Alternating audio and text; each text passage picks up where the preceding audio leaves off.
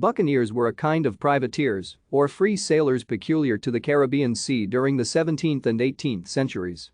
First established on northern Hispaniola as early as 1625, their heyday was from the Restoration in 1660 until about 1688, during a time when governments were not strong enough and did not consistently attempt to suppress them.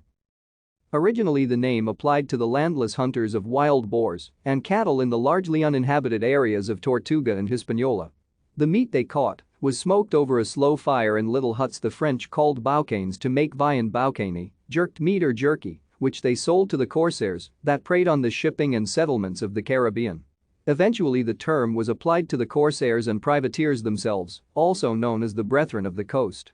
Though corsairs, also known as filibusters or freebooters, were largely lawless, privateers were nominally licensed by the authorities, first the French, later the English and Dutch, to prey on the Spanish until their depredations became so severe they were suppressed.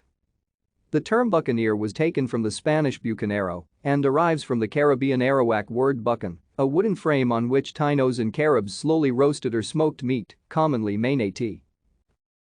Thank you for watching. Like and subscribe if you would like to view more of our videos. Have a nice day.